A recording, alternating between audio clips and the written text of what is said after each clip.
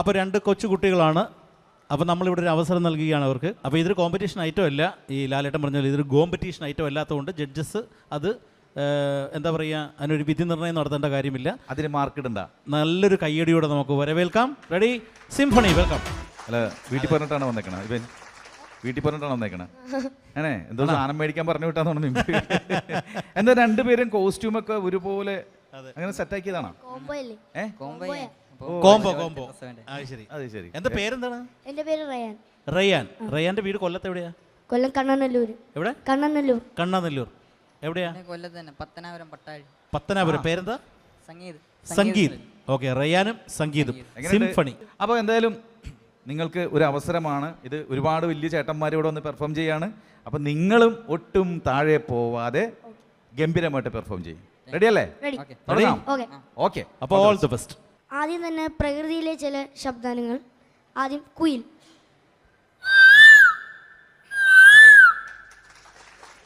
മയിലിൻ്റെ voice.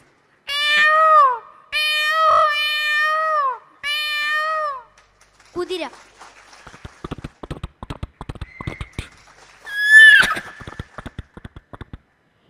Pomeranian dog.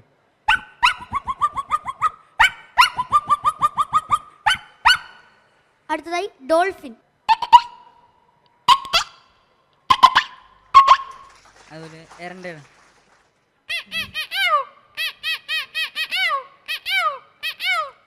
അടുത്തതായിട്ട് beat ബോക്സിലോട്ട് കിടക്കാം. ആദ്യം തന്നെ നിയലിന്റെ ഫേമസ് ആയ ഒരു beat box. Ladies and gentlemen, morning is due. Humans, beat box. let's go.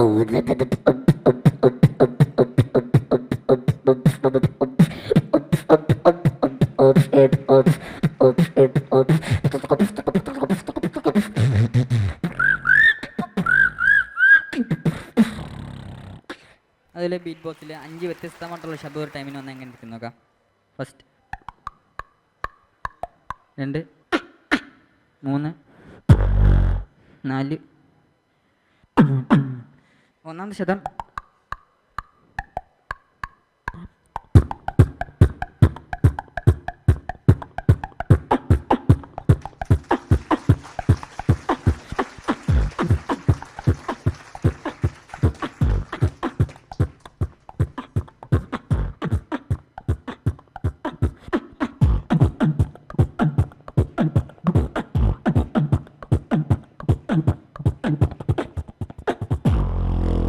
അതുപോലെ തന്നെ ഒരു 5 വോയിസ് കൂടെ കേട്ട് നോക്കാം.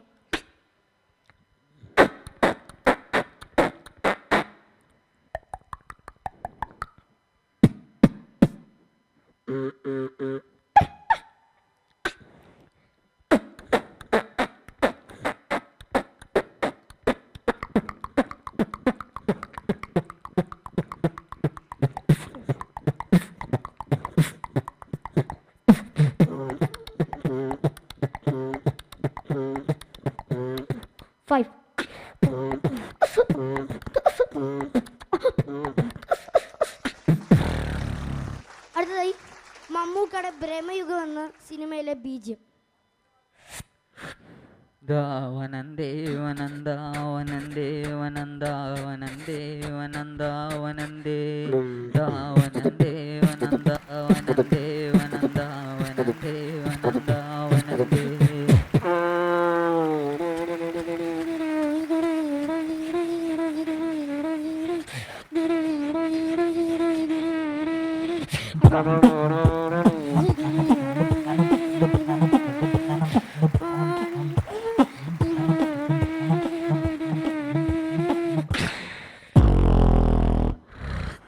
അടുത്തതായിട്ട് ഒരു കോംബോ ബീറ്റ് ബോക്സിംഗ് ആണ്.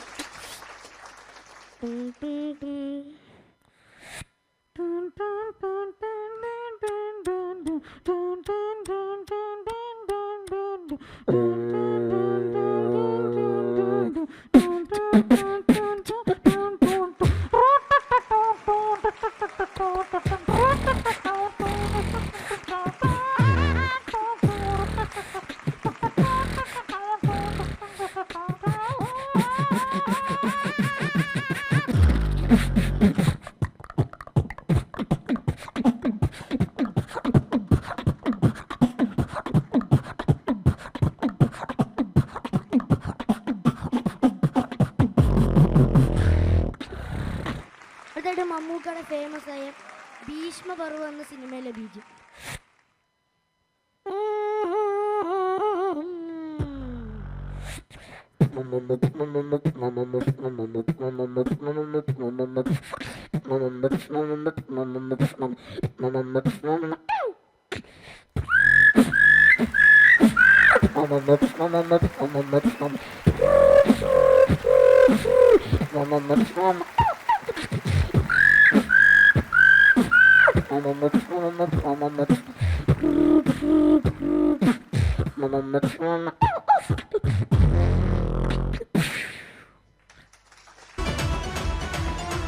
വാ വാ എന്തെടാ മിടുക്കന്മാരെ നിങ്ങൾ എന്താണ് മത്സരിക്കാണ്ടിരുന്നത്? ഇതൊക്കെ എവിടെ നിന്ന് വരണേ? ആ പ്രായത്തിന്റെ പരിധി അല്ലേ? എത്ര വയസ്സുണ്ട് വയസ്സായിപ്പോ? 15. നീ 15 വയസ്സിൽ ഇതാണെങ്കിൽ എടാ നിന്റെ തൊണ്ടൊന്ന് തരാമോ? നിന്റെ ട്രോട്ടൊക്കെ നല്ല എന്താ പറയാ നല്ല ഒരു പ്രായപൂർത്തിയാകുന്ന പ്രോഗ്രാം ഉണ്ട് ഇവന്റെ തൊണ്ടൊന്നും കൊണ്ടുപോരുന്നു. അതെ. എന്റെ അമ്മേ നീ ഒന്ന് പഠിക്കാൻ വേണ്ടി കുറച്ച് ദിവസം എന്റെ കൂടെ നിൽക്കാമോ?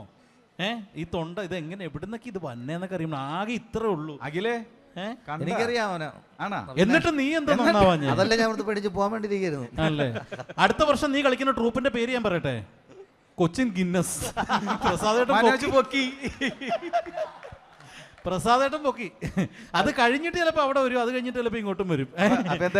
മൂന്നാമത് എനിക്ക് കിട്ടും. എനിക്ക് തോന്നുന്നത് മനഃപൂർവ്വം അവരെ മത്സരിപ്പിക്കാത്തതാണെന്ന് തോന്നുന്നു. ആര്? അവർ രണ്ടുപേരെയും ഇപ്പോഴേ ഒരു സമ്മാനം മേടിച്ചോണ്ട് അല്ല ഇപ്പൊ മത്സരിക്കാൻ നിൽക്കുന്ന ആൾക്കാർക്ക് ചെറിയൊരു ചങ്കിടിപ്പ് ഉണ്ടാവും, അതൊന്നും വേണ്ട. ഇത് ഇവർക്ക് നല്ലൊരു കയ്യടി കൊടുത്തേ.